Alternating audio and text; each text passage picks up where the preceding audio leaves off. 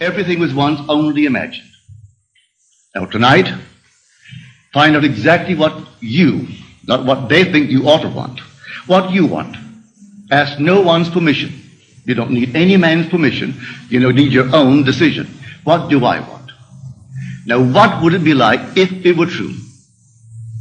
What would I feel like were it true? Now, catch the mood and try to give that mood all the sensory vividness of reality, all the tones of reality, and then sleep in it, just as though it were true. And then await the inevitable. The inevitable is you're going to resurrect it and objectify it on the screen of space. And then the world will call it real. And they may not believe you. It doesn't really matter. If you tell them it came to pass because you simply imagined it. Now, they'll point to the series of events that led up to it. And they will give credit to the bridge of incident across which you walked towards the fulfillment of that state. And they'll point out some physical thing that was the cause. No, the cause is invisible, or the cause is God. And God is invisible to mortal eye. Who knows what you're imagining? No one knows. But you can sit down and imagine, and no one can stop you from doing it. But can you give reality to the imagined state?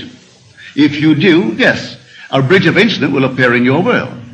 And you'll walk across some series of events leading up to the fulfillment of the imaginal state.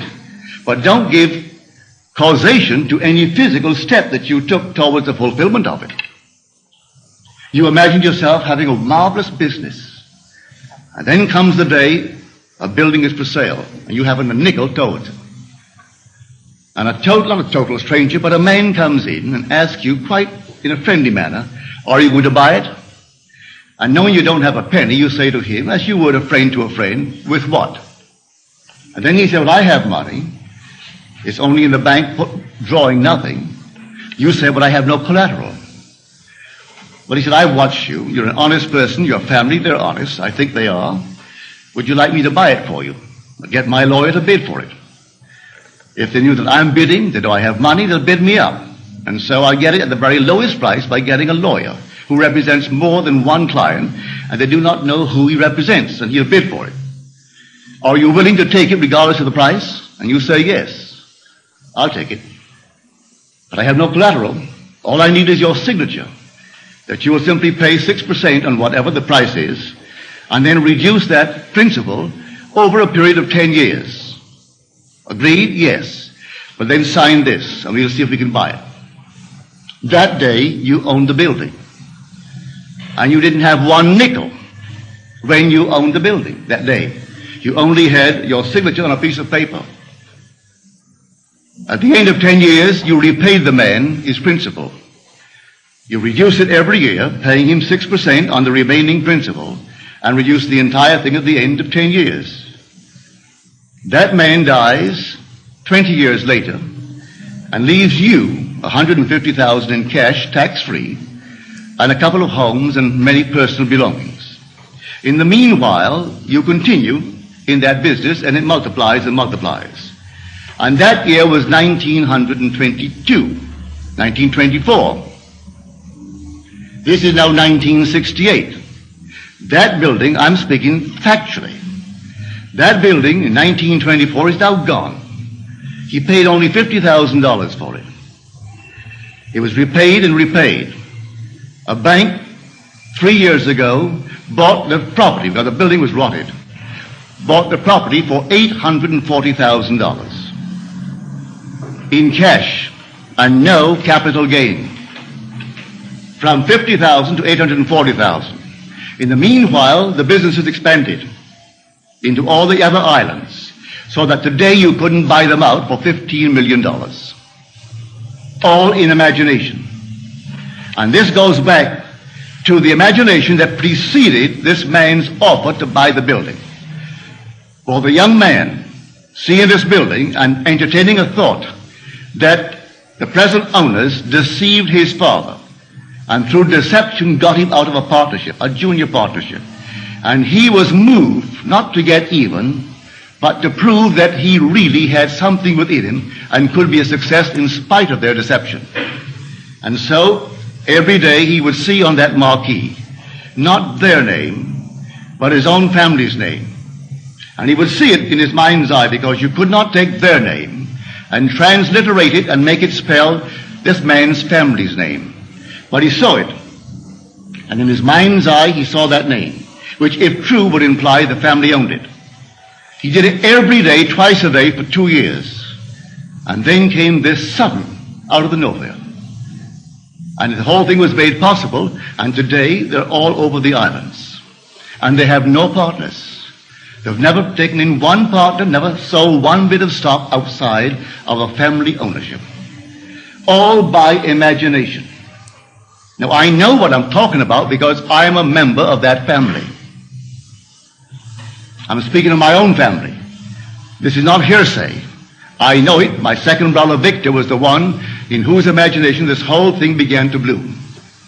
And he still works all by imagination. He knows what he wants, and then after having decided in himself, that's what I want, and that's good for the business, he then in his mind's eye, he appropriates it. And then let things happen. As told us in Scripture, the vision has its own appointed hour.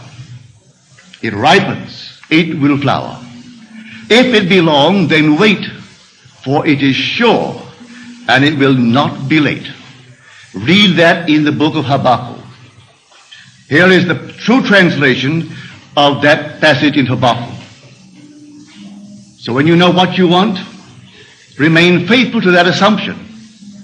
And the assumption, though at the moment, is denied by your senses and denied by reason. If you persist in it, it will harden into fact. Are we not told that God calls a thing that is not seen as though it were seen, and then the unseen becomes seen? He calls everything from the unseen into the seen in this simple manner. For he is the resurrecting power. So if I assume that I am, I don't have to have evidence to support it. I assume that I am. I am what? Well, I name it. And having given it a name, given it form, given it definition, remaining in it, I resurrect it. So I know what I'm talking about. All I need from you is the acceptance of it. Will you believe it? Will you believe that with God all things are possible? Will you believe that all things are possible to men? Well, you can prove it in the not distant future. But you are the operant power. It will not work itself. If you dare to assume this very night that you have a better job than you now hold, or that you have a larger income, you may be fired tomorrow. Don't be concerned. On reflection, you'll see it was necessary to move you towards the fulfillment of your assumption. You could be fired. And I wouldn't bat an eye if you told me tomorrow, well, I did what you told me. You know what happened? I was fired. I have seen that. It takes someone to fire you to get you into a better job. I have seen that time and again. I wouldn't go out and quit the job. You may be promoted in the job, or you may be invited by some other concern that is competitive to join them. I do not know how it happens. I only know if you remain faithful to the assumption, it's going to happen. And you're going to be promoted towards the fulfillment of the state that you have dared to assume that is yours. I could tell you unnumbered stories along this nature. So here I say, dwell in the end. The end is where we begin. For if I've seen my name on the marquee, that's the end. I don't wait for the incident to take place in my world to move from one to the other, leading up to that. I dwell in the end. If I go to the very end, what would it be like were it true?